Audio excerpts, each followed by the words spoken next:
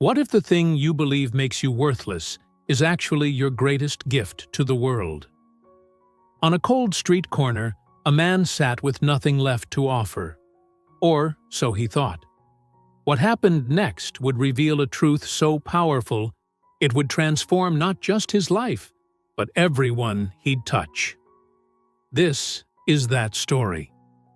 Marcus sat on the same cold corner where he'd spent the last 3 years of his life.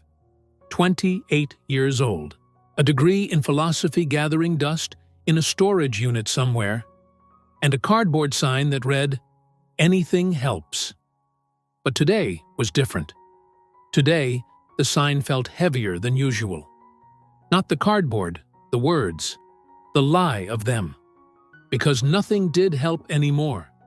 Not the occasional dollar, not the pitying looks, not even the rare act of kindness from strangers who'd hand him a sandwich and hurry away.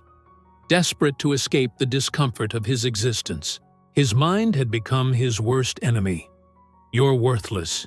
You have nothing to offer. The world would be the same without you. The thoughts looped endlessly, a broken record that played from the moment he woke until the moment exhaustion finally pulled him under. That morning, Marcus had made a decision. Tonight would be his last night. He'd walk to the bridge at sunset. He'd already written the note, just 3 words on the back of his sign. I tried everything. He hadn't, but he believed he had. At 4 p.m., as the autumn sun began its descent, an old woman sat down beside him. Not in front of him, like people usually did when they wanted to give money. Beside him, on the filthy pavement, in her pristine white coat. Marcus stared. She had to be 70, maybe 80. Silver hair pulled back in an elegant bun. Eyes that seemed to hold libraries of stories. And she was smiling at him. Not the uncomfortable smile of pity. A real smile. The kind that crinkles corners of eyes and carries warmth. "Do you know what you're doing here?" she asked. Marcus almost laughed. Failing at being homeless, apparently. "No," she said, her voice gentle but firm. "Do you know what you're actually doing here? Your real work?" "Lady, I don't have work. That's kind of the whole problem." She tilted her head, studying him with an intensity that made him uncomfortable. "I've been watching you for 3 weeks now. Every Tuesday and Thursday. Same corner." A chill ran through him.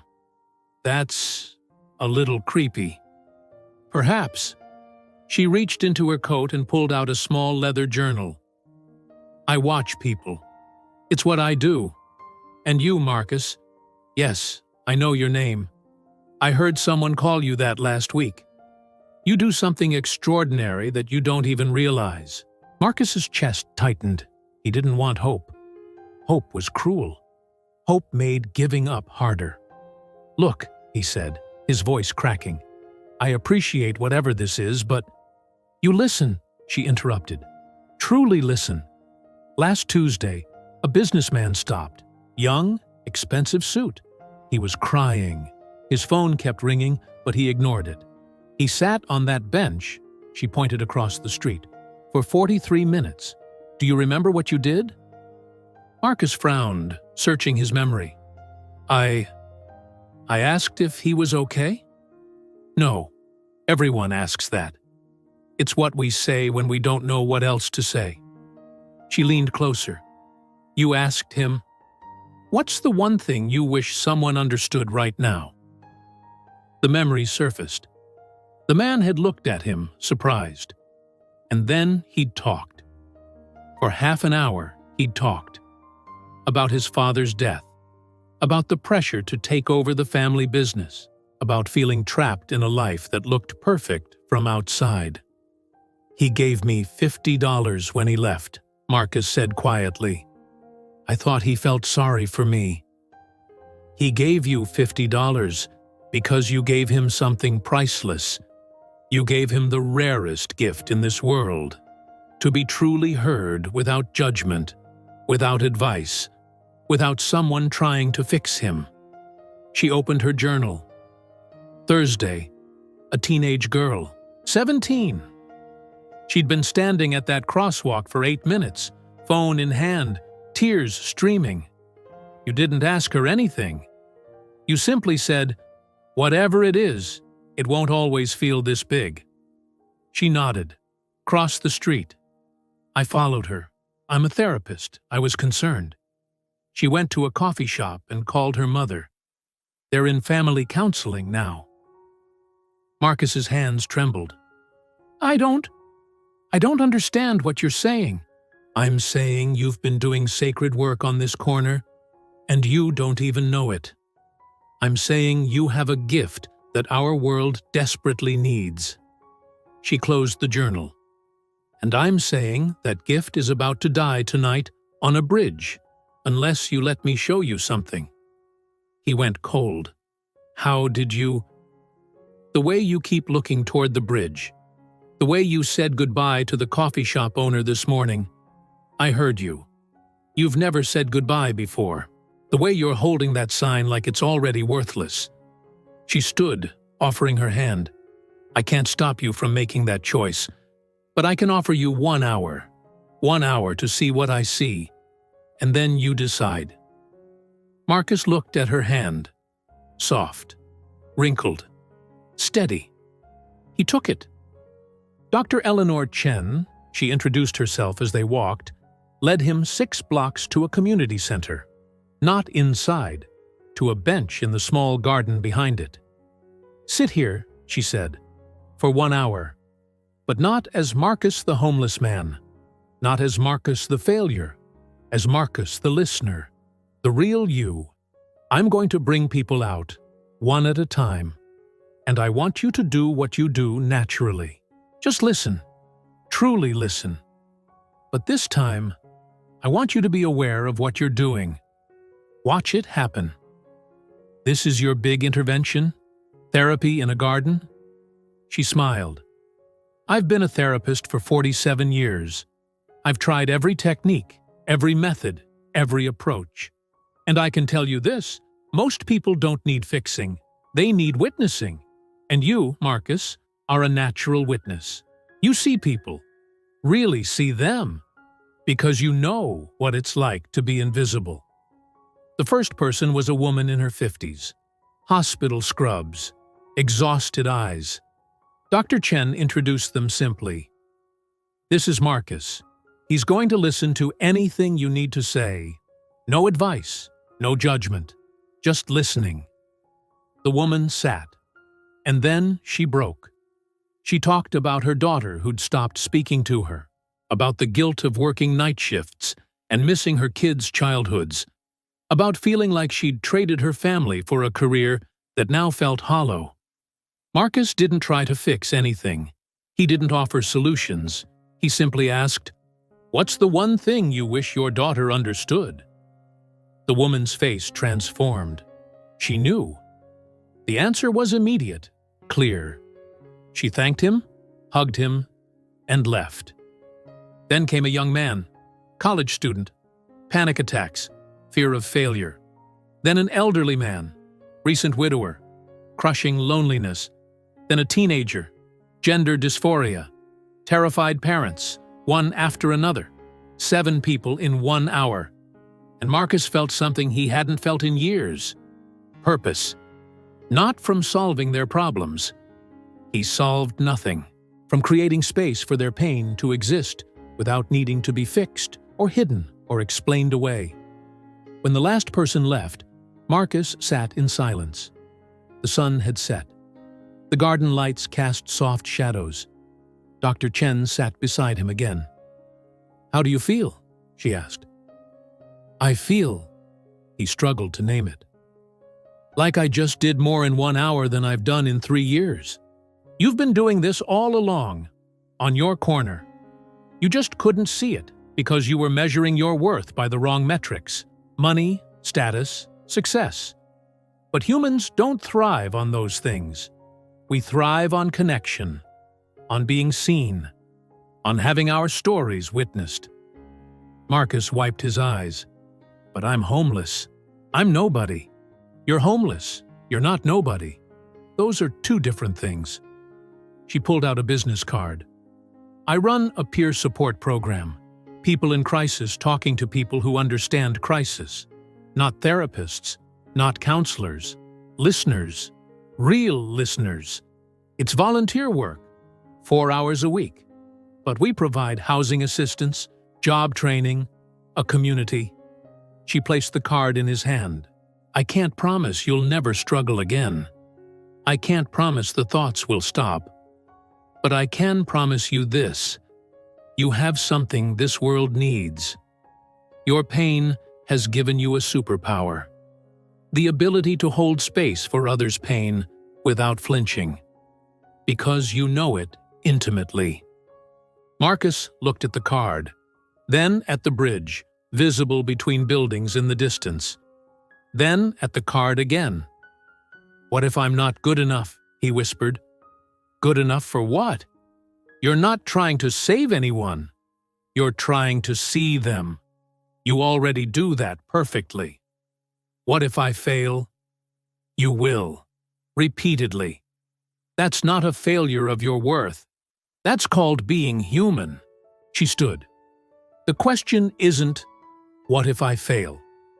The question is, what if this is why I survived everything I've survived?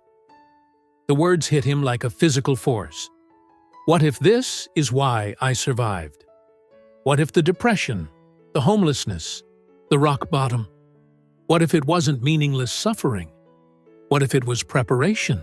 What if the very thing that made him want to die was the thing that could help others choose life? I don't believe in everything happening for a reason, Dr. Chen said softly. But I do believe we can create reason from what happens. We can take our pain and transform it into purpose, not by fixing ourselves first, not by becoming perfect, but by using what we've learned in the darkness to help others find their way through their own. Marcus didn't go to the bridge that night. He went to a shelter, took a shower, slept in a real bed for the first time in months. The next morning, he showed up at Dr. Chen's office. I have a question, he said. You said you've been watching me. Why didn't you approach me sooner? She smiled. Because you weren't ready. You had to get to the edge before you could see what was on the other side. Some people need to almost lose everything to realize what they've had all along. And what have I had all along? The ability to make people feel less alone. In a world that's never been more connected yet more lonely, that's not a small thing, Marcus. That's everything. 3 months later, Marcus sat in the same community center garden. But this time, he was the one bringing people out. One at a time, teaching them what Dr. Chen had taught him. What he'd learned on that corner, in his darkest moment, when he thought he had nothing to offer. He'd learned that listening is a skill, that presence is a gift, that sometimes the most powerful thing you can do for someone is simply witness their story without trying to change it. He still struggled. The thoughts still came. Some days were harder than others. But now he had a reason to push through. Not for himself. That was still too hard sometimes. But for the teenager who needed someone to understand. For the businessman drowning in expectations. For the mother carrying guilt. For all the people who just needed someone to truly see them. His corner was empty now. Someone else sat there. Someone else who needed it. But Marcus? Marcus had found his place. Not by fixing himself. Not by becoming someone else. But by realizing that his broken pieces, when held up to the light, could help others navigate their own darkness. The old cardboard sign was folded in his wallet. He'd kept it. But now the words meant something different. Anything helps had become anything you need to say. I'll help by listening. Because he'd learned the truth that Dr. Chen knew all along. You don't need to have everything to offer something. You just need to offer what you have. And sometimes, the most valuable thing you have to offer is the gift of truly seeing another human being. His worth was never in question. He'd just been looking for it in all the wrong places. 6 months after that night, Marcus received a letter. No return address. Just 3 sentences. You asked what's the one thing I wished someone understood. Because of that question, I'm still here. Thank you for asking. It was from the businessman, the one from the bench, the first person Marcus had unknowingly helped. Marcus folded the letter and put it in his wallet, next to the old sign. Some worth can't be measured in dollars. Some value can't be quantified by success metrics. Some gifts can only be seen when we stop looking at ourselves through the world's eyes and start seeing ourselves through the eyes of those we've touched. Marcus had almost given up. Instead, he'd discovered that his darkest moment wasn't the end of his story. It was the beginning of his purpose. The beggar who thought he had nothing became the witness who gave everything. Not by changing who he was, but by finally understanding what he'd always been. Marcus discovered what many of us forget. Your worth isn't in what you achieve, but in what you can give from exactly where you are. So here's my question for you. What gift are you carrying that you can't see yet? Drop the word witness in the comments if this story touched something real in you. Tell me what city you're watching from. Your story matters too. Hit subscribe because every week I share stories that help you see yourself differently. And remember, the very thing you think disqualifies you might be exactly what the world needs most.